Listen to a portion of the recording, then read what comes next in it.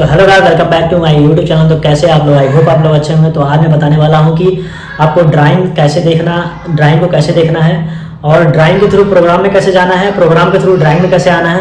क्योंकि बहुत सारे इलेक्ट्रीशियन, बहुत सारे इंजीनियर, बहुत सारे जो प्रोग्रामर हैं नए, उनको यही नहीं पता है कि प्रोग्राम में जाते कैसे हैं, प्रोग्राम से वापस ड्राइंग में आते कैसे हैं। अगर कोई मशीन है तो मशीन में कोई प्रॉब्लम आ गई तो उस मशीन का जो प्रॉब्लम आया है उस पार्ट का, जो पार्ट मशीन का नहीं चल रहा है उस पार्ट के बारे में जानकारी रहेगी या उसका नाम रहेगा या उसका कुछ नंबर रहेगा, उसके थ्रू हम प्रोग्राम में जाएंगे। तो उसके लिए हमें ड्राइंग भी होनी चाहिए। तो ड्राइंग के थ्रू प्रोग्राम में जाना और प्रोग्राम के थ्रू ड्राइंग में आना, ये सबसे बड़ा टास्क होता है नए प्रोग्रामर के लिए और नए इलेक्ट्रीशियन के लिए। क्योंकि जब तक आप यही नहीं जानेंगे कि प्रोग्राम में जाना कैसे है और प्रोग्राम से फिर ड्राइंग में वापस आना कैसे है, तब तक आप उसमें कुछ कर भी नहीं सकते और प्रोग्राम भी नहीं कर सकते। क्योंकि आपको पता ही नहीं है जाना कहाँ है और किस चीज़ को छेड़ना है और किस बिट को हमें ऑन ऑफ करना है या कुछ बाईपास करना है। जो भी काम करने हैं हमें ये जानना है कि हमें ड्राइंग के थ्रू प्रोग्राम में कैसे जाना है, प्रोग्राम के थ्रू ड्राइंग में कैसे आना है। क्योंकि सबसे बड़ा टास्क यही होता है हमारा। तो बने रहिए इस वीडियो में, मैं आपको बताने वाला हूँ कि ड्राइंग को कैसे देखते हैं और ड्राइंग के थ्रू प्रोग्राम में कैसे जाते हैं और किसी प्रोग्राम में जाने के बाद कैसे हम उस चीज़ को चेंज करते हैं या चेक करते हैं या ढूंढते कैसे।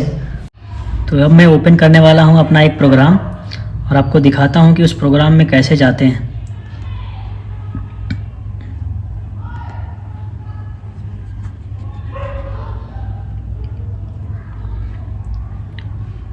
तो ये मेरा प्रोग्राम ओपन हो गया, जो कि काफ़ी बड़ा प्रोग्राम है। अगर कोई नया इलेक्ट्रीशियन या कोई नया इंजीनियर या नया प्रोग्रामर आएगा तो इस प्रोग्राम में उसको कोई चीज़ ढूंढना है तो बिना ड्राइंग के, अगर उसको ड्राइंग नहीं देखने आती है तो बिना ड्राइंग के इसमें प्रोग्राम में जाना बहुत मुश्किल हो जाएगा। क्योंकि ड्राइंग देखना आना चाहिए, तो ड्राइंग देखना नहीं आएगा तो प्रोग्राम में जाना बहुत मुश्किल हो जाएगा और प्रोग्राम करना तो और मुश्किल हो जाएगा। इसलिए तो ड्राइंग पहले देखना आना चाहिए। तो ड्राइंग देखने के लिए क्या करना पड़ेगा, जैसे मैंने यहाँ पर ड्राइंग भी ओपन कर रखा है, तो जैसे मेरी ये ड्राइंग ओपन है तो मुझे इस ड्राइंग में क्या करना है कि अगर कोई चीज़ ढूंढना है तो ये मेरी ड्राइंग है। तो ड्राइंग में मान लीजिए कि ये सारी चीज़ें हैं हमारे पास। जैसे यहाँ पे लिखा हुआ है कि टावर लाइट, ठीक है, ये सारी चीज़ ड्राइंग में पड़ी हुई हैं। तो कुछ भी ड्राइंग का कोई भी एक चीज़ भी अगर ढूंढना है ड्राइंग में तो हमें पहले ड्राइंग में जाएंगे, ड्राइंग के थ्रू हम फिर प्रोग्राम में जाएंगे। अगर डायरेक्ट हम प्रोग्राम में जाएंगे तो हमें उस चीज़ का नंबर पता रहना चाहिए, लेकिन एग्जैक्ट चीज़ अगर पता है तो हम जा सकते हैं। बट ड्राइंग देखना बहुत ज़रूरी है, क्योंकि कुछ जैसे RLC जो सर्किट होती हैं वो ड्राइंग के थ्रू ही पता चलती हैं। हमें प्रोग्राम से सिर्फ देख सकते हैं कि ऑन ऑफ हो रही है या नहीं हो रही। तो RLC सर्किट के लिए ड्राइंग में जाना पड़ेगा हमें।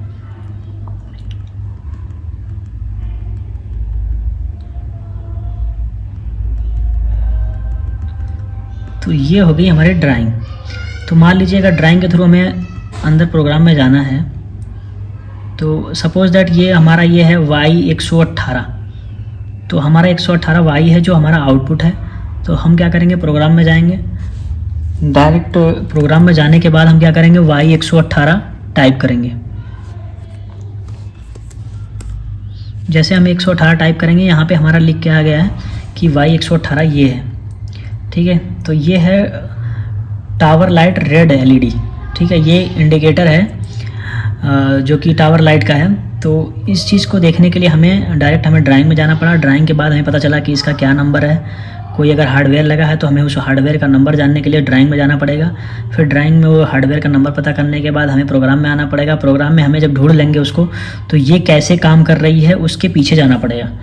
तो ये हमारी यहाँ पे इसके काम करने के लिए जो इसका प्रोग्राम है, ये सारा प्रोग्राम है। तो इस प्रोग्राम को हमें रीड करना पड़ेगा कि भाई ये कैसे काम कर रहा है। जैसे यहाँ पे लिखा है M1000, तो ये क्या है, पावर ऑन का है। तो पावर ऑन का हो गया, तो पावर ऑन का होगा तो पावर ऑन होनी चाहिए। पहले पावर ऑन रहेगी तभी हम इसको जान पाएंगे कि इसके बाद क्या आना चाहिए, तो ये जलेगा। तो पावर ऑन रहेगा। फिर स्टेशन अलार्म बिट है, ये बिट है। उसके बाद यहाँ पे लिखा है स्टेशन अलार्म बिट, एक दूसरी बिट है। तो ये सारी बिटें लगी हुई हैं। तो कौन सी बिट आएगी, कब चलेगा, ये सारी चीज़ जो डिसाइड करेगा ये प्रोग्राम डिसाइड करेगा। तो आप देख सकते हैं कि ये चीज़ को ऑन करने के लिए हमारे ये सारी कंडीशन है, ये सारी कंडीशन ओके रहेगी तो ये चीज़ ऑन रहेगी, ठीक है। तो इसी तरह जैसे मान लीजिए हमारा, तो जैसे हमारे यहाँ 1400 है, ये 1400 सेट तब होगा जब ये कंडीशन हमारी सारी मूव होंगी।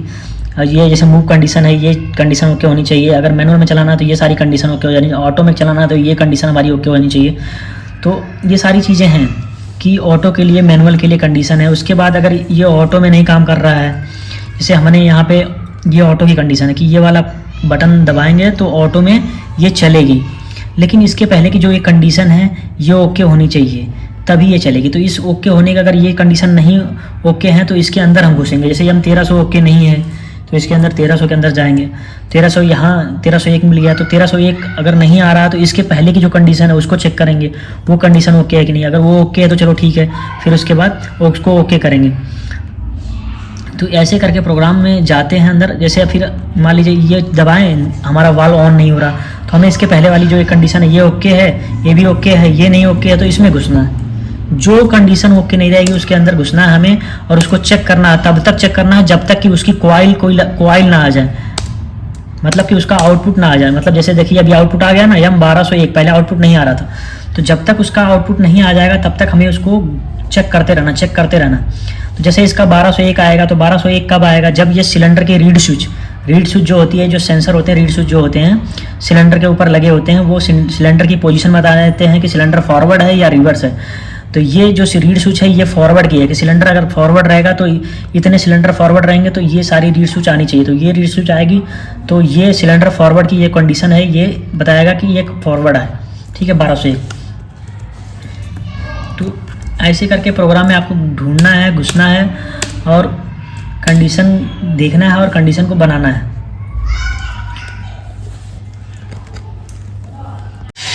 अब ये मैंने प्रोग्राम ओपन कर लिया है। मैं आपको बताना चाहता हूँ कि इसमें क्या है कि एक बार एक सिलेंडर फॉरवर्ड जाएगा, उसके बाद दूसरा सिलेंडर फॉरवर्ड जाएगा, उसके बाद तीसरा सिलेंडर फॉरवर्ड जाएगा। ऐसे बहुत सारे सिलेंडर इसमें लगे हुए हैं। तो मैं सिर्फ 2 सिलेंडर को बताऊँगा कि, या एक सिलेंडर को सिर्फ बताता हूँ कि वो कैसे काम कर रहा है और कैसे फॉरवर्ड जा रहा है, कैसे रिवर्स आ रहा है। तो जैसे यहाँ पे ये वाल्व है, ये उस सिलेंडर को क्या करेगा? फॉरवर्ड चलाएगा, ये उस सिलेंडर को रिवर्स चलाएगा। ठीक है, तो ये फॉरवर्ड करेगा, ये रिवर्स करेगा। तो फॉरवर्ड के लिए ये हम 1400 लगा रखें। तो 1400 कब आएगा? जब 1400 आएगा तो ये फॉरवर्ड मेरा सिलेंडर चल जाएगा। तो 1400 आने के लिए, जब 1400 आएगा कब? तो 1400 कब आएगा? जब 1400 आएगा तब जब ये कंडीशन ऑटो की ओके रहेगी और ये दोनों कंडीशन ओके रहेगी। अगर इसमें से कोई कंडीशन नहीं है तो उस प्रोग्राम में घुसना पड़ेगा, उसी बिट को लेके अंदर जाना पड़ेगा, क्रॉस रेफरेंस करके हम ढूंढ सकते हैं। जैसे ये 1413 नहीं आ रही तो 1413 में जाना पड़ेगा और ये कंडीशन सारी हमें ओके करनी पड़ेगी। अगर ये नहीं ओके तो फिर से इसके अंदर घुसना पड़ेगा। तो अगर ये ओके है तो फिर यहीं से हमें यहाँ ओके करने के बाद फिर से हमें रिवर्स चलाना है जहाँ पे थे वहाँ पे। फिर अगर ये ओके नहीं है तो इसको ओके कर देना। ठीक है, जब इसको ओके करेंगे तो इसको ओके कर लेंगे। तो इसको ओके करने के लिए क्या करना है कि ये तभी ओके रहेगा तब जब ये नहीं आना चाहिए। उस टाइम पे क्या होना चाहिए? यम नहीं आना चाहिए, यम 1201 नहीं आना चाहिए, यम 1201 नहीं आना चाहिए, क्योंकि उस टाइम पे सिलेंडर रिवर्स पोजीशन में रहेगा। तो रिवर्स पोजीशन की ये कंडीशन है सिलेंडर की। फर्स्ट सिलेंडर में जितने रीड लगे हैं या जितने भी सिलेंडर लगे हैं फर्स्ट सीक्वेंस में, उनकी ये रीड स्विच है और इनकी ये बाईपास रीड स्विच है और उनका ये जो होम पोजीशन का जो बिट है और ये वर्क पोजीशन का बिट है। तो हमें ये नहीं आना चाहिए उस टाइम पे। तो ये नहीं आना चाहिए मतलब कि ये कोई भी रीड स्विच नहीं आएगी तो ये नहीं आएगा। तो मतलब सिलेंडर की कंडीशन पीछे होनी चाहिए। तो सिलेंडर पीछे होना चाहिए। तो सिलेंडर जब पीछे